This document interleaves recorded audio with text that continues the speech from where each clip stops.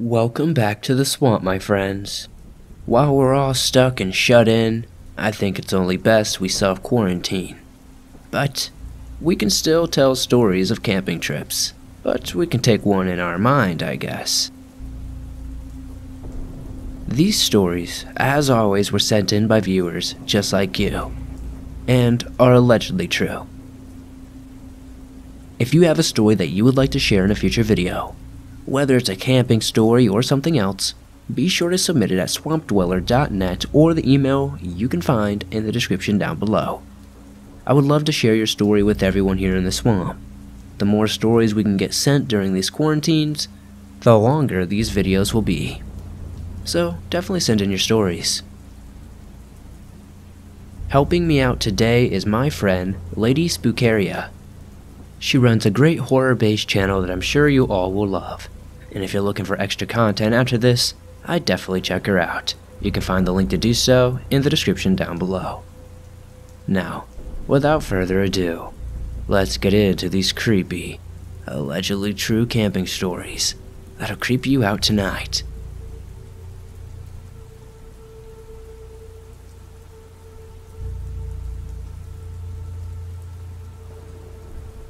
So I am a very avid paramotor pilot.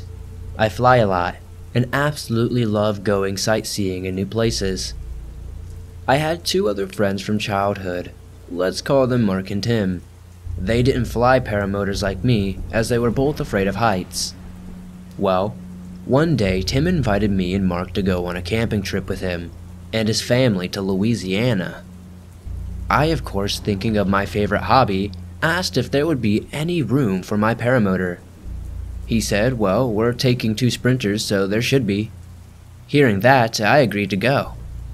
Now, just to keep in mind, Tim lived in Connecticut, just a few miles north of Cornwall Bridge. As I had gotten there a few hours before Mark did, I decided to go flying. The weather was good.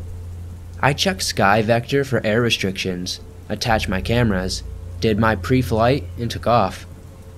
It was a relatively cloudy day, and I was flying south from where we were at. My favorite thing to do was tree topping. I love flying just a few feet above the trees, or at least, I did. As I kept flying, I eventually came across a small stream, which I know now to be Bonnie Brook. I turned in its direction, and just kept flying into the woods following the stream. Well, something really weird started to happen. I flew past 2 trees full of crows on each side of me. What was creepy about them was they didn't move. They were just sitting there staring at me as I flew by. And the reason that was creepy was, if you know anything about paramotors, these things are loud, and birds would always fly away if they heard one, but not a single one of these crows even flinched. It didn't faze them at all. So, being curious, I circled around them a few times trying to see what's up with them. As I did that, I noticed their heads would always follow me everywhere I turned. I would do a full circle, and they would too. They would all turn around and look straight at me.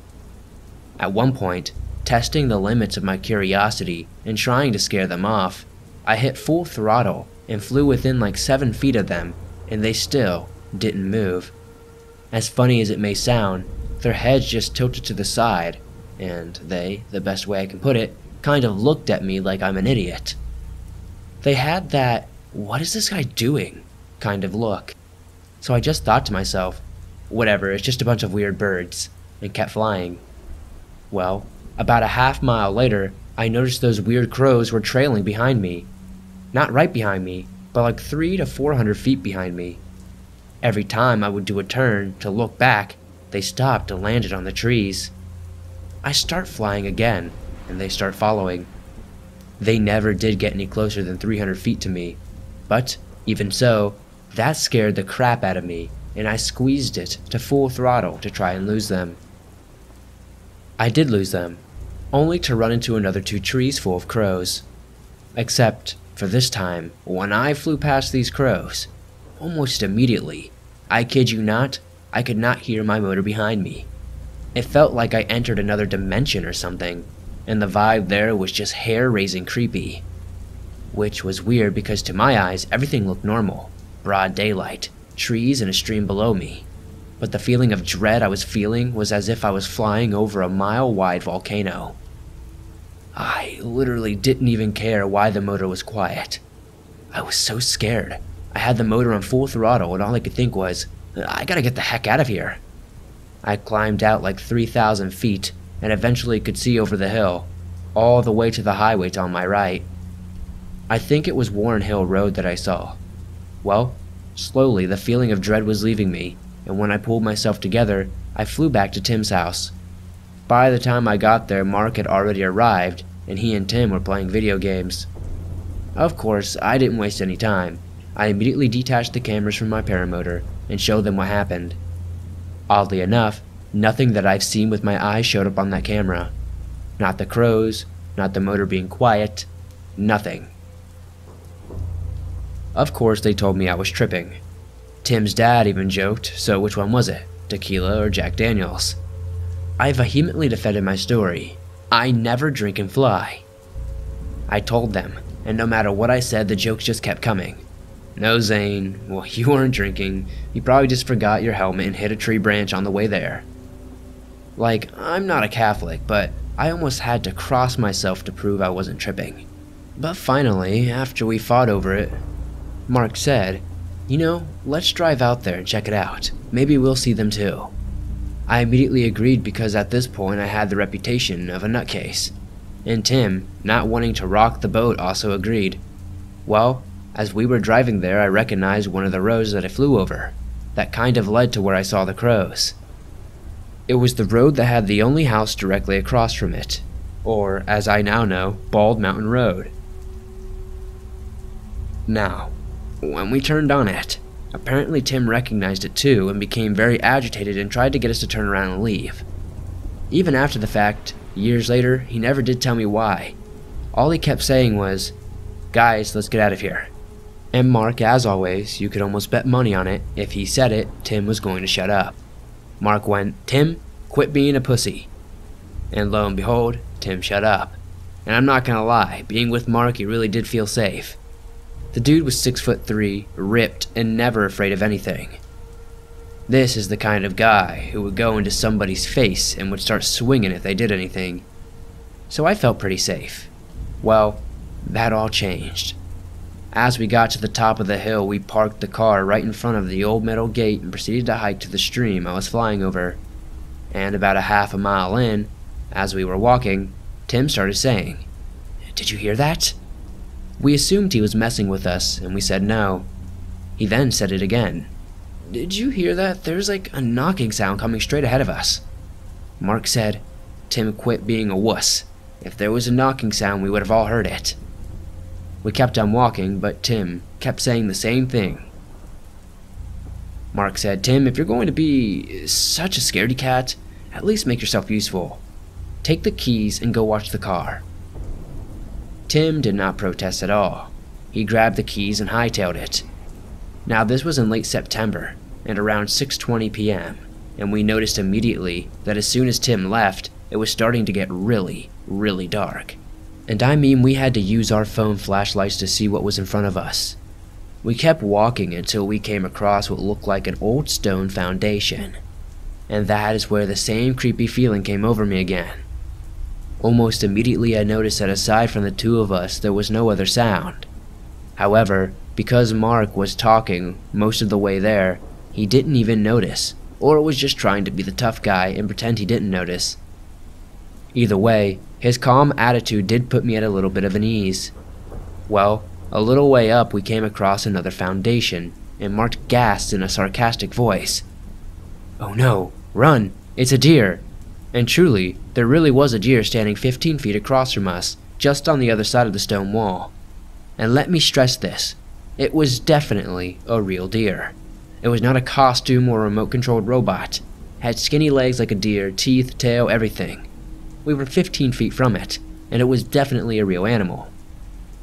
Of course, we thought nothing of it. Okay, it's a deer. And we just kept on hiking.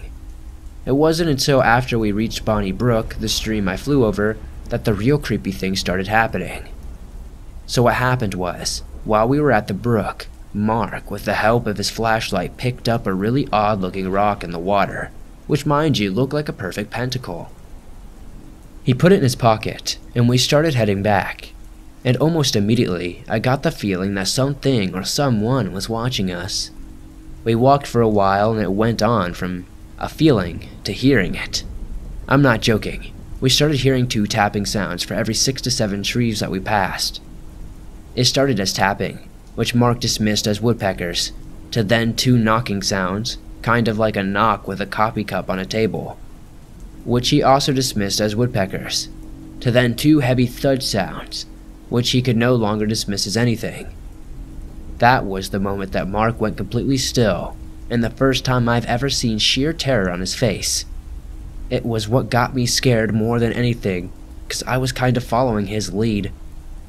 But when I saw that, that's when I could no longer dismiss these things either, as it was not just in my head. My friend was standing right there next to me and was just as terrified as I was. It was definitely real.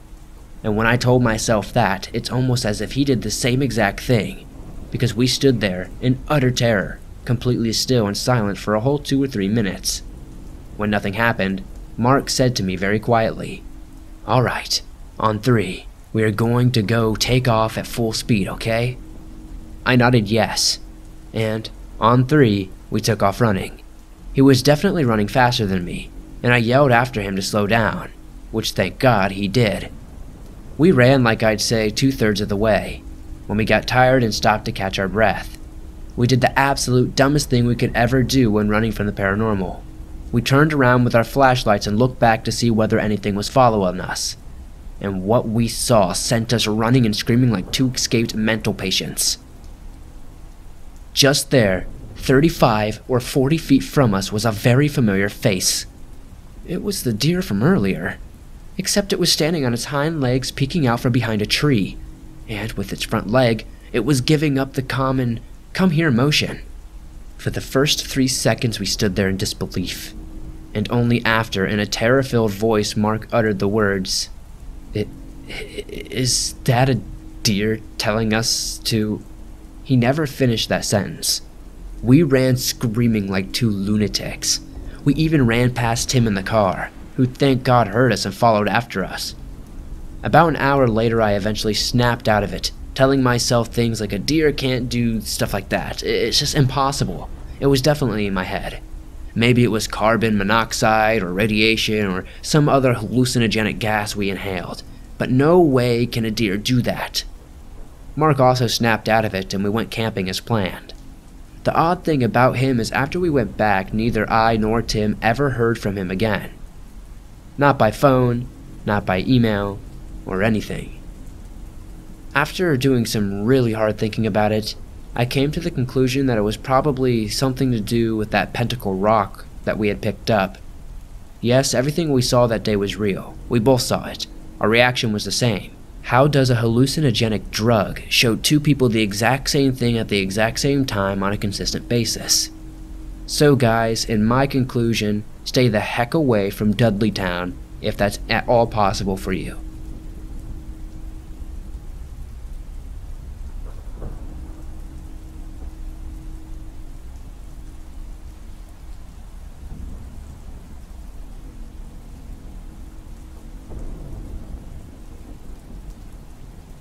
I was 13 when this happened.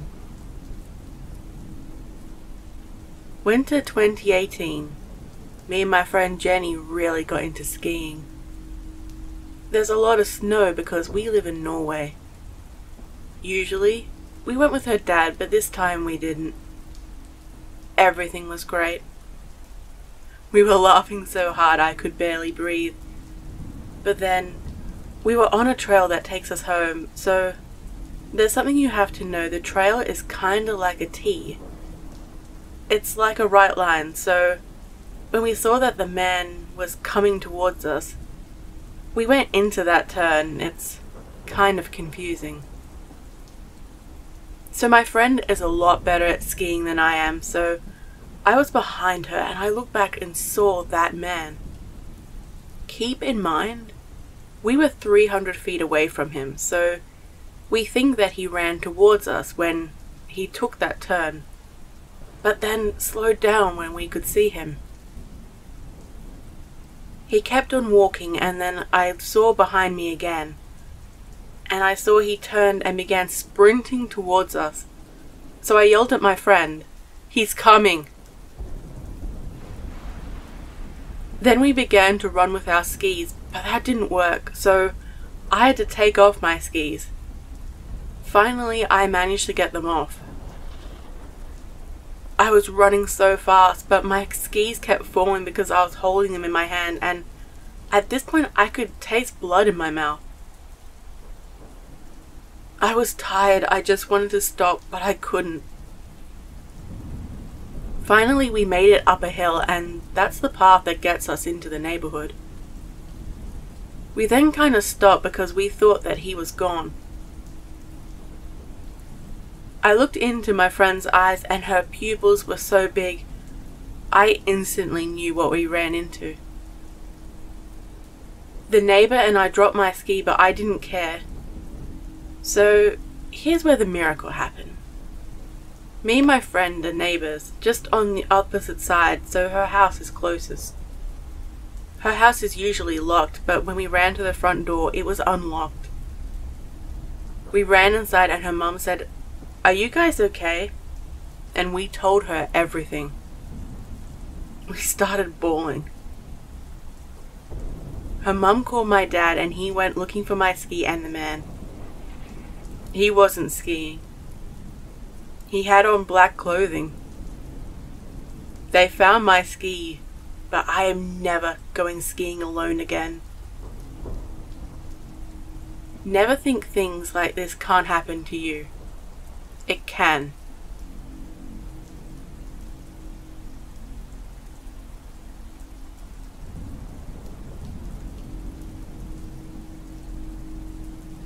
When I think back to this story, I wish it really wasn't true. For some background, I have always loved listening to scary stories and have been so oblivious to the real world and the reality we live in where anything can happen and things can change in split seconds. This story, whether you believe it or not, is true. This started right after Christmas. One of my best friends, who I'll refer to as Jack, just got a new tent for Christmas. It was a really nice 3-person tent, which would give us two plenty of space when we went camping. Conveniently, the week after Christmas, the weather jumped up to about 60 degrees, which we took full advantage of. We decided we would go on a 2-night camp in our nearby state forest.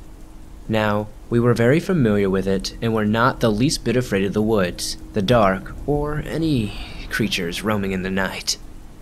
We set out on Monday morning through his backyard, which led straight into the woods. After about 3 hours of hiking, we found a decent spot to set up our first night's camp. There weren't many designated campsites in our state forest, so we always chose to find a small clearing to set up camp in. This camp was on a small hill, which gave us a cool view onto the trail below. We had gathered some firewood and started a small fire, and at this point, it was probably around 7 or 8 p.m., which meant it was getting pretty dark. We ended up hanging it up for the night at around 10 p.m. I do believe, because we were both very tired from the hike.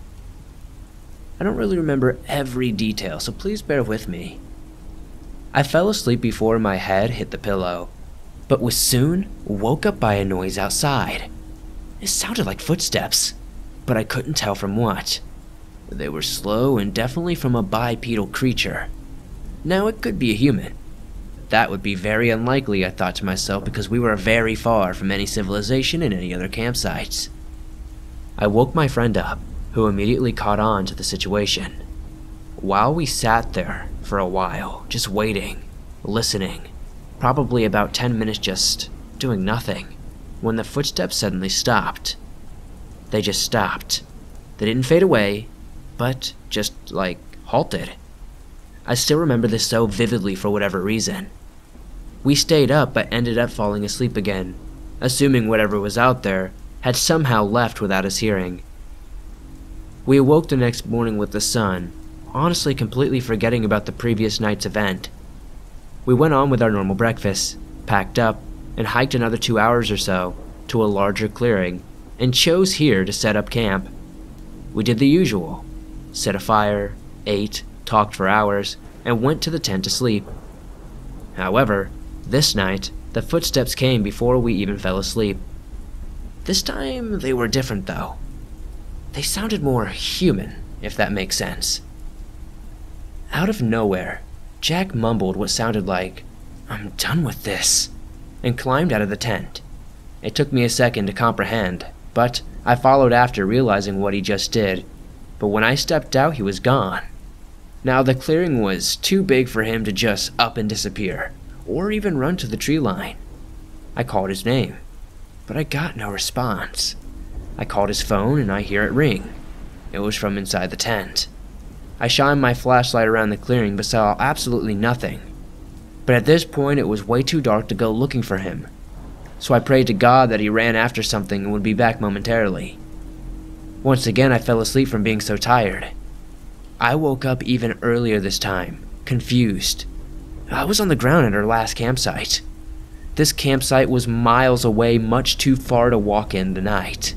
I was completely baffled and had no idea what to do.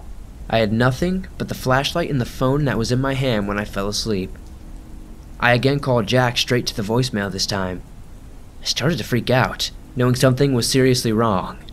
I had no food and was a minimum of 3 miles from civilization. I started my hike, moving as fast as possible while keeping a good pace. Nothing occurred on the hike back, but when I reached my friend's house, I immediately ran inside yelling for his parents. I told them everything and they called the police. I told the police what happened, and we went out to both campsites on ATVs. We found our tent the way I left it, but Jack's phone was no longer there. There was no sign of Jack, but no one had seen anything that had made us think it was an animal attack or a kidnapping. The hardest thing for me to say is that almost 2 years later, we still have no idea what happened to Jack.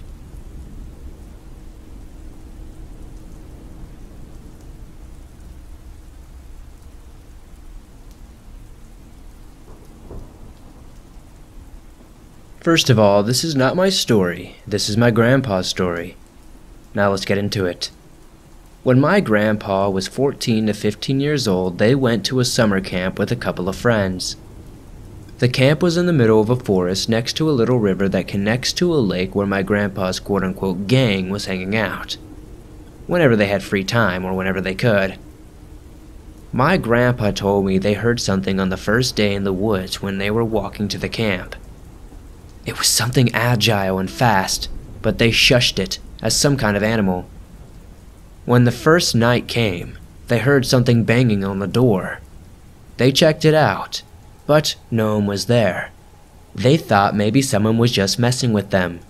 The next day rolled around, and this is the day of doom, as my grandpa called it. They had a little campfire in the woods with some other campers.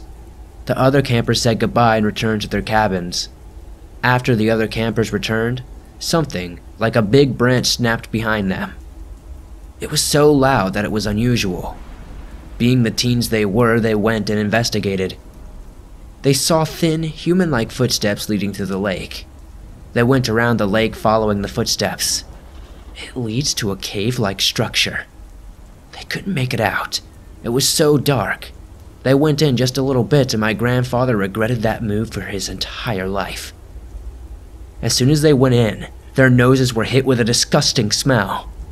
It was so bad they could even taste it. As their eyes adjusted to the darkness, they made out corpses of animals stacked on top of each other. Some of them had their chests ripped open. Next to a stack of animals in that very spot, a tall, thin creature sat eating a deer. A full-size deer like something my grandfather has never observed before. The creature had spikes coming out of its back. The creature looked at them as it rose from its position. It was even taller than they thought, and my grandpa mentioned those yellow, menacing eyes drilling into their soul. It seemed like hours as they exchanged sights, but luckily his friend grabbed his arm and pulled my grandfather out of that cave. They ran as fast as they could, hearing the creature behind them. As soon as they passed the lake, the creature left them alone for some reason. They returned to the car the next morning and got out of there as fast as they could. My grandpa also mentioned something that he never told anyone before. That one night, he was asleep and woke up in the middle of the night feeling that something or someone was watching him. He pulled the curtains away, and there it was, the creature that followed them up to the lake. It ran away, not doing anything to my grandpa.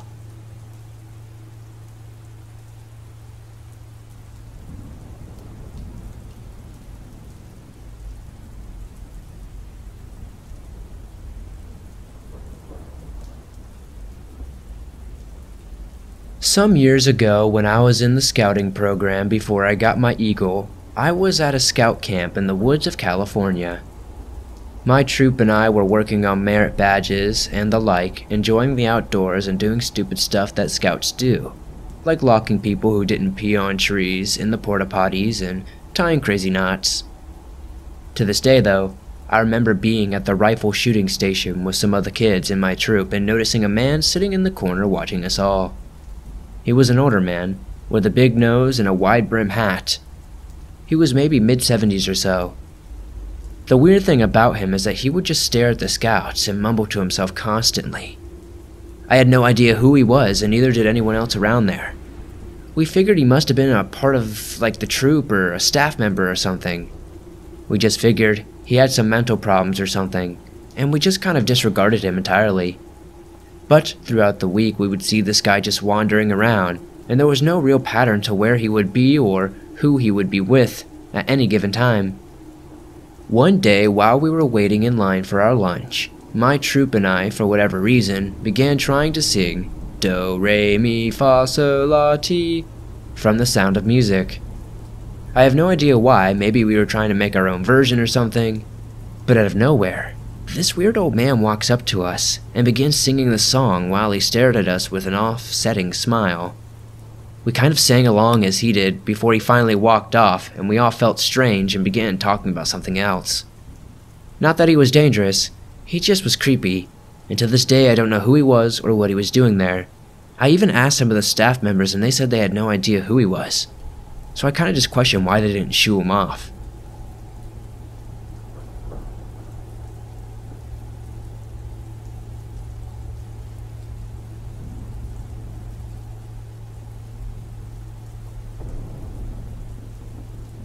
It's never really been clear what had happened. I was on a camping trip with my friends and family. I decided to go fish on the other side of the lake that we were at. For some reason, I didn't ask anyone to come with me, as I am a person who doesn't like to be alone. I did bring my 3 big German Shepherds though. They are sweet and very quiet.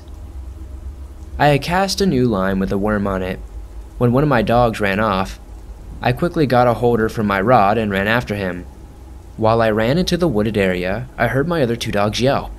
Not knowing what to do, I call out for the other, while I go towards my yelping dogs.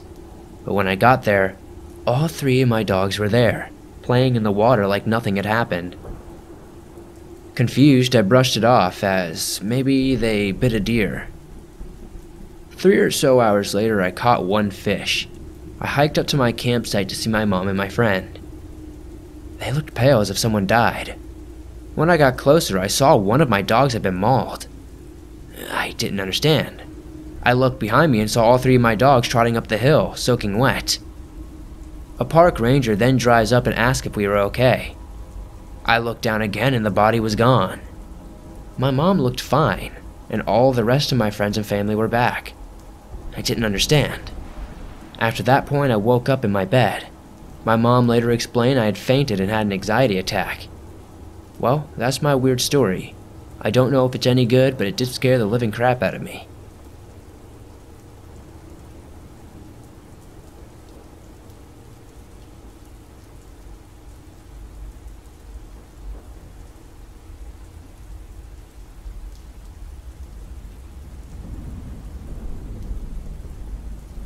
Thanks for listening to these creepy and allegedly true camping stories. If you enjoyed these stories sent in by viewers just like you, be sure to hit that like button, as it helps me out a ton. If you're new to the swamp, why not join us? Hit that subscribe button and turn on notifications to never miss a new video. I upload them almost every single day, and all things natural and supernatural. If you have a story you would like to share and hear in a future video, Be sure to submit your story at swampdweller.net or the email you can find in the description down below. I'd love to share your story with everyone here in the swamp. It's stories like yours that help keep this channel going. Much love and appreciation to my friend, Lady Spookaria, who helped me read one of these stories today. If you enjoyed her voice, be sure to check out her link in the description down below and subscribe to her channel.